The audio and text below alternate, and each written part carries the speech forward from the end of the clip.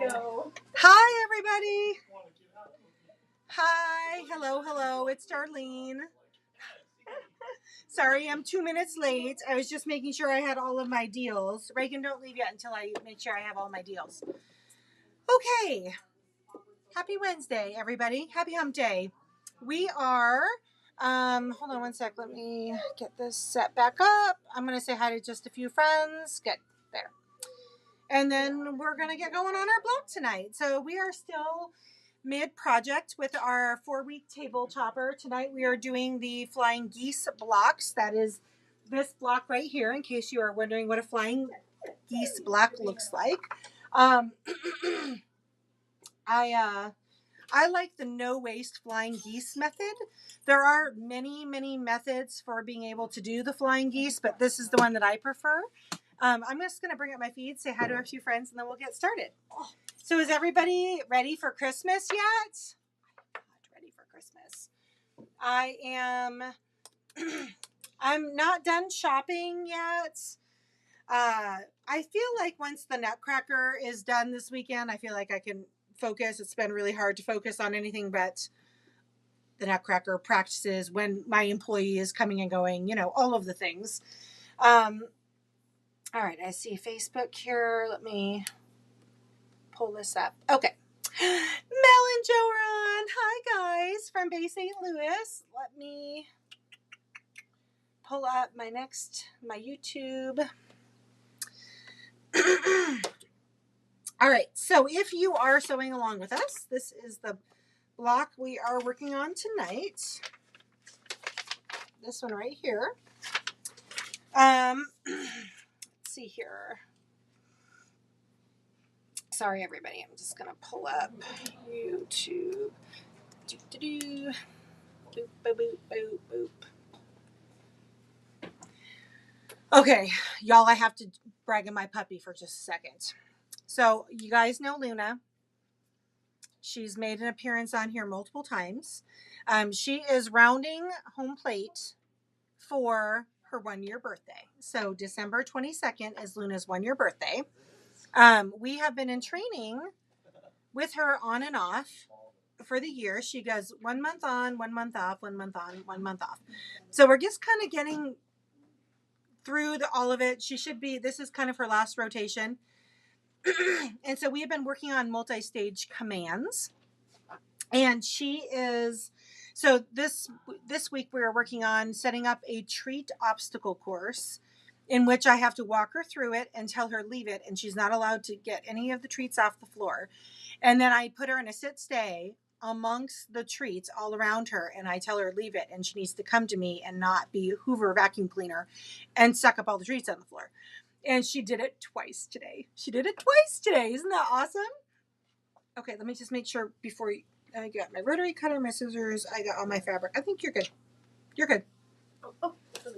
Bye, Ray. Bye, Aiden. Hi. Okay, so let me say hi to a couple friends. Christine, Missy, Shar in Australia. Hi. Valerie Lamont. Hello. Christine's on. Oh, Christine's been home with a sick pup. That's not good.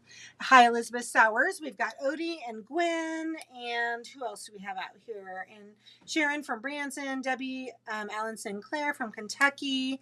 Hi, guys. And okay, so let's get going. So you'll need this in a minute. You should have your batting square and your backing square. You should have of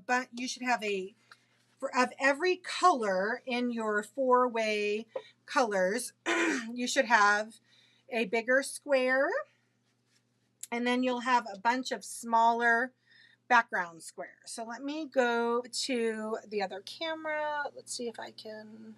Okay, we're just going to do this.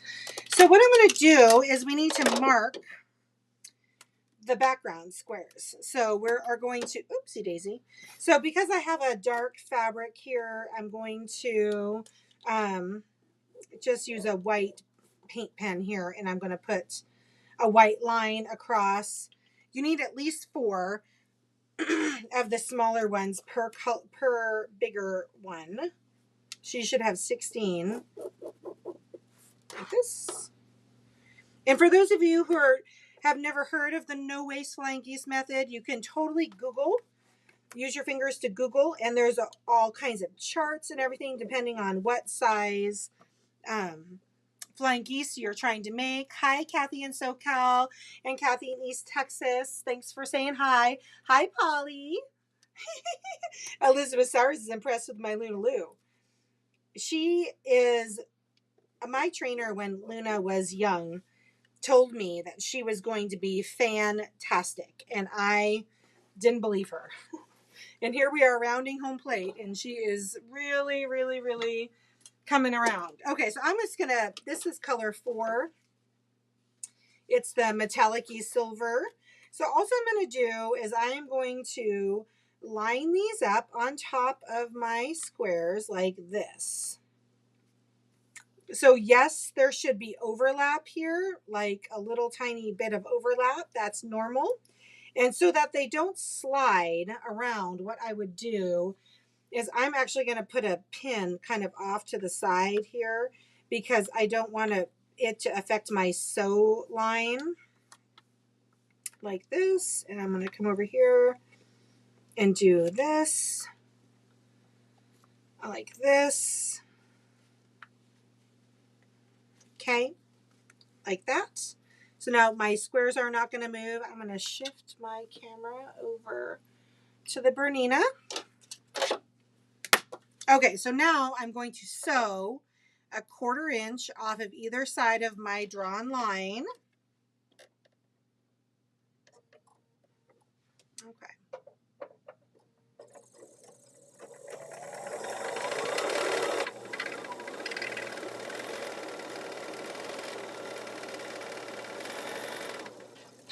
Okay.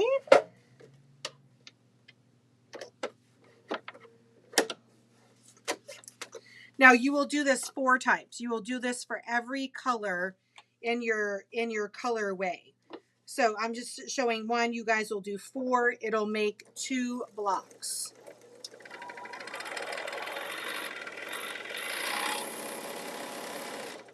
Okay.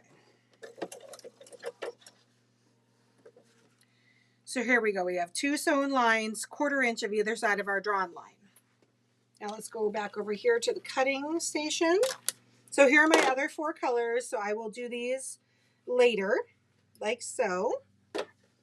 Now we still have 2 more squares here, which will make sense in a minute. So I'm going to pull my pins out.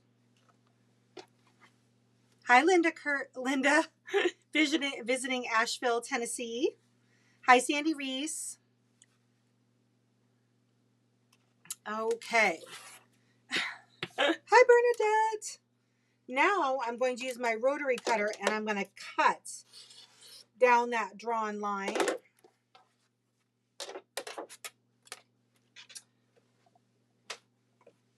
Like so. And now I have 2 pieces that look like this, and I'm going to press them. They look like kind of like fighter jets, I think. Hi, Jen. Hi, Patty Smith. Oh, I did not use a seam ripper. Oh, Jack. Tailgating. We're not making tailgating flying geese this time, Bernadette. Let me get my iron.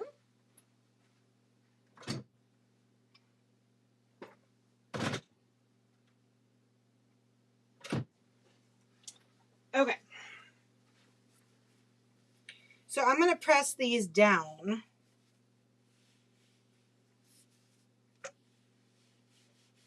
So they look kind of like little fighter jets here.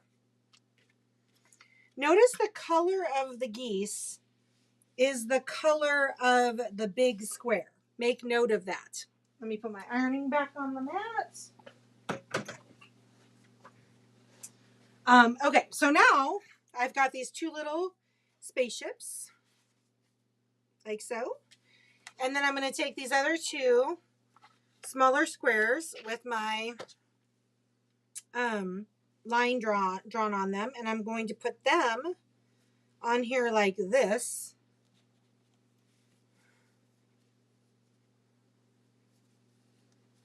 And again, I'm putting my pins strategically out of my way here. Hi, Lisa Meadows.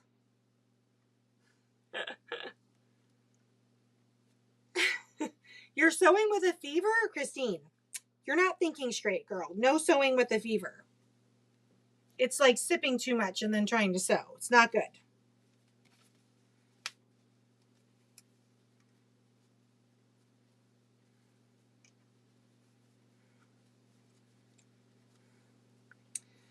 So I'm pretty excited, y'all. My older sister is coming in tomorrow for the Nutcracker weekend. Okay, so now with my next two little fighter things, I'm going to sew down 1/4 inch either side of my white drawn line.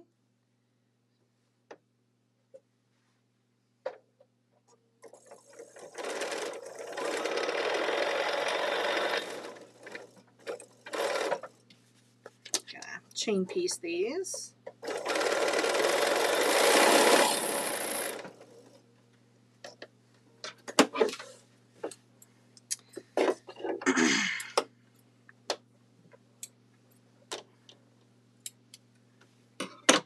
Okay.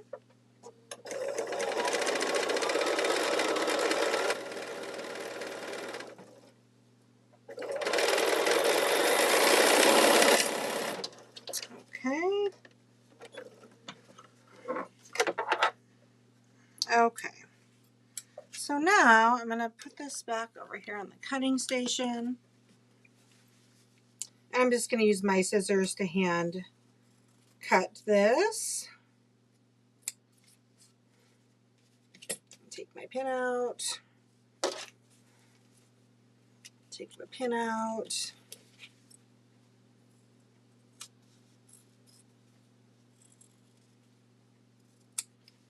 All right. Voila. We have a flying geese. Let me get my iron real quick and then I'm going to check the size to make sure that we're spot on with our sizes. Now, so for tonight's purposes, I'm only doing one of these colors. You will still do the other 3 colors if you're participating in the sew along. And I'll show you the block placement real quick too. And then this is simply a stitch in the ditch scenario. For this, let me just check if you need some trimming up for square, trim from the side, this side, so that way you're not cutting off your tip of your block. Let's see. So we want to go, but these actually are. Look at that. They're perfect. They're perfect. Hi, Judy Colby. You did not miss the show, girl.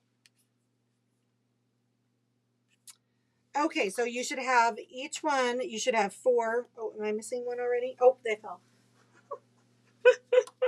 I tell you. So 4 things. You'll need 4 of every color in your 4 colorway, and then you'll put the blocks together like so. And then it's just layer and stitch in the ditch. Oop, okay. So this tonight's block is real easy. So next week will be our Zoom class. If you are not a Zooming person, then I will record the session on how to put this together, and I will send out an email that will tell you how to put it all together. So there you go. We are rounding home plate here. Let's see. Since Elizabeth sent. Oh. I'm thinking there's some kind of a dog pen around your Christmas tree, Elizabeth. She says, I'll send you a picture of what Christmas looks like around here.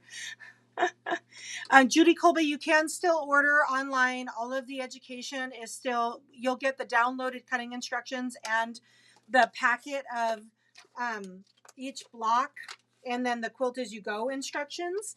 And then, yeah, you totally can still join, Judy, and then join the class next week. You just might have a little catch up to do.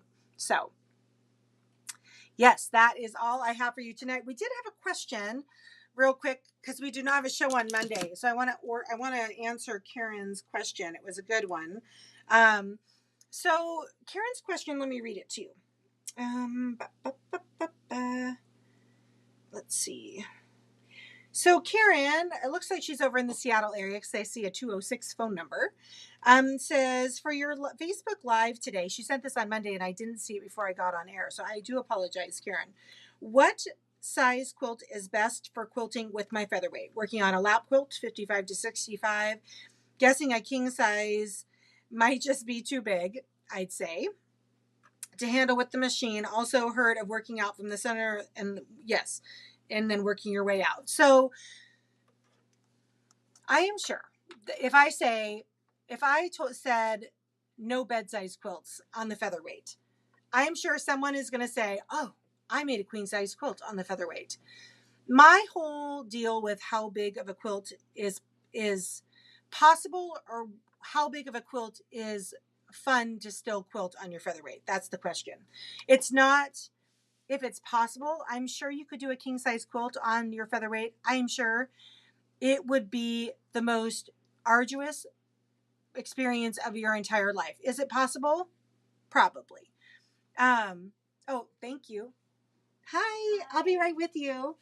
But it's not about what's possible. It's about what's fun. Because if quilting is our hobby and it's what we do with our disposable income in our free time, and our back is sore and we've pitted out our shirts from pushing a tiny little quilt, or a tiny, like a big quilt through a tiny little necked sewing machine, then that is just not fun anymore. So we don't do that. You can make a much bigger quilt as a quilt as you go, like we're doing for this table topper. For this table topper, we're doing 10 blocks.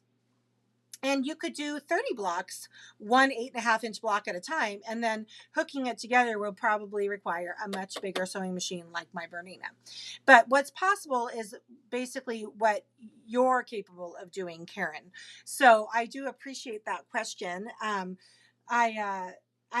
would love to hear, maybe one of our social media starters this next week is finding out what the biggest quilt people have done, or the biggest project, because it might even be a wedding dress, which would also be an amazing feat on a featherweight, have done on a featherweight. That's a good conversation starter. I think we're going to do that.